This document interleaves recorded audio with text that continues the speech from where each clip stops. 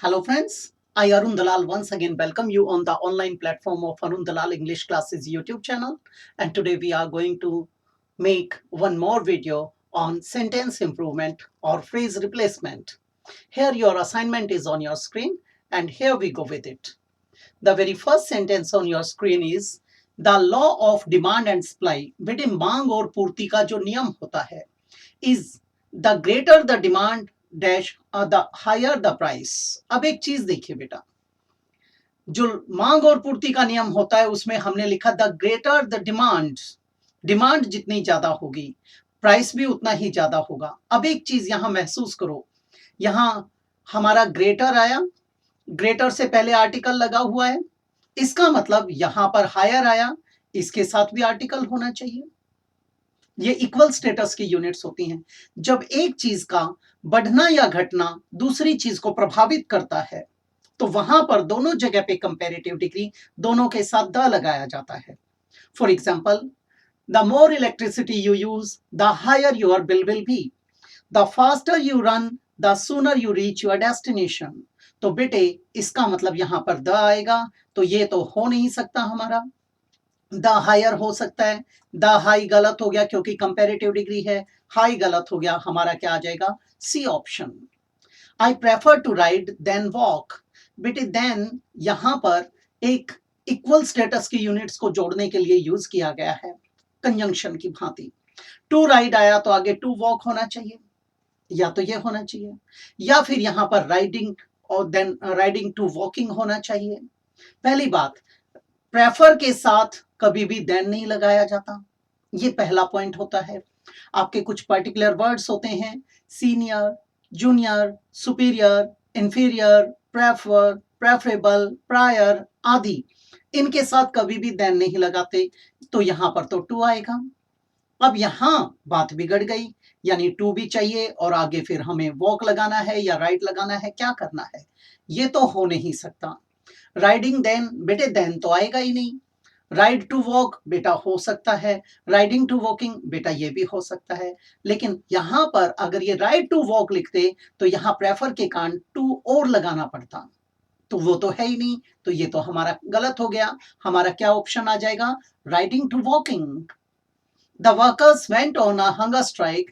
बेटे जो कर्मचारी हैं वे भूख हड़ताल पर चले गए. आस्किंग फॉर बेटर पे एंड सर्विस कंडीशन, उनकी क्या डिमांड थी बेटा, उनकी क्या मांग थी. तो आस्क फॉर ये भी डिमांड के लिए होता है, लेकिन इसका प्रयोग यहाँ पर उस प्रकार की मांग के लिए नहीं होता जो कि यहाँ पर भूख हड़ताल पर बैठे हुए मजदूर लोग मांग रहे हैं.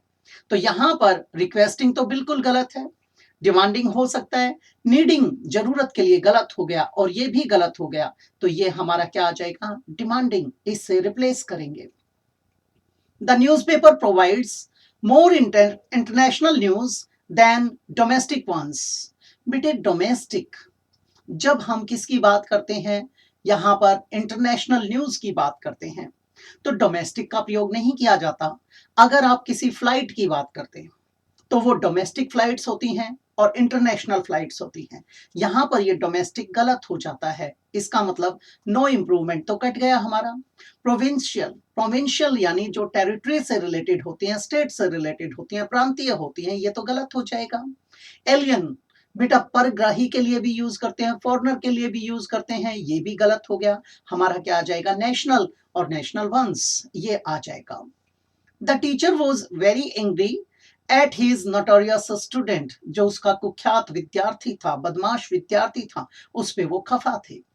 एंग्री के साथ एट का प्रयोग बेटे जब करते हैं जब आप किसी चीज पर खफा होते हैं. जब आप किसी व्यक्ति से नाराज हैं तो एंग्री विद लगाया जाता है. Annoyed with, angry with, annoyed at, angry at. तो यहां पर बेटे एट तो आएगा नहीं क्योंकि स्टूडेंट आया, इसका मतलब ये तो हो नहीं सकता. अबाउट बिल्कुल गलत हो गया, अगेंस्ट बिल्कुल गलत हो गया, क्या आ जाएगा एंग्री विद. ये जो फ्रेज रिप्लेसमेंट होते हैं ये आपके जितने भी सेंटेंसेस होते हैं उन्हीं में से थोड़ा सा अपर लेवल तैयार करके बनाए जाते हैं. आगे देखते हैं. द विकेड कॉन्ट्रैक्टर, बेटे जो दुष्ट है, बदमाश है, कॉन्ट्रैक्टर है, backed out of the agreement. बेटा ये बैक्ड आउट ऑफ, इसका मतलब क्या था बेटे? जो जुबान से पीछे हट जाते हैं, पीछे हटने के लिए यूज किया जाता है। इसमें नो इम्प्रूवमेंट तो है नहीं, इसका मतलब ये रिप्लेस करना है। गेव हिज फुल सपोर्ट, बेटे फुल सपोर्ट नहीं, ये वो तो पीछे हटा है, तो ये तो गलत हो जाएगा। रिकंसिडर द पॉइंट, पॉइंट को रिकंसिडरेशन के लिए यहां नहीं रखा गया, गलत हो गया।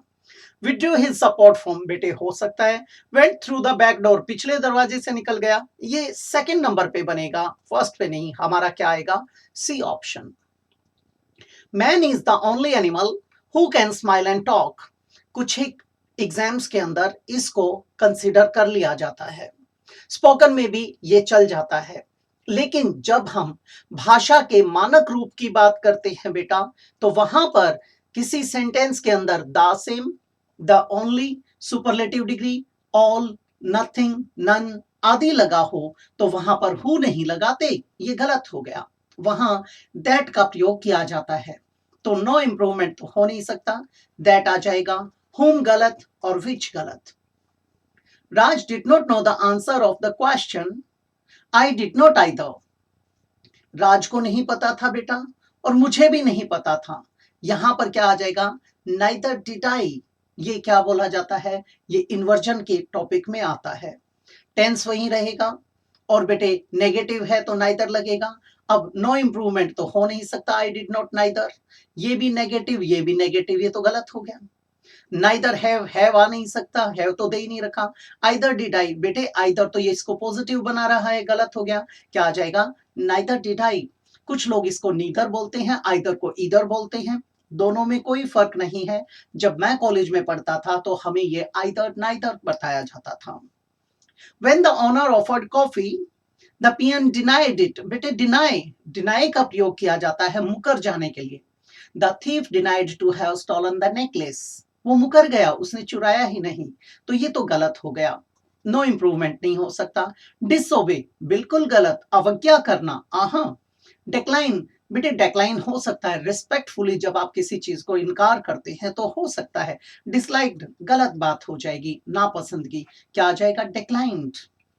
Do you really remember his phone number, क्या आपको वास्तव में उसका फोन नंबर याद है?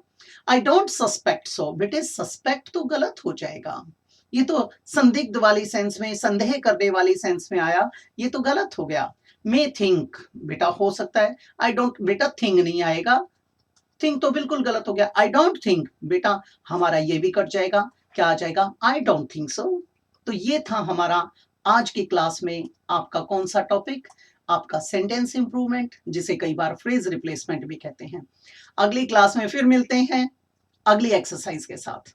नमस्कार दोस्तों।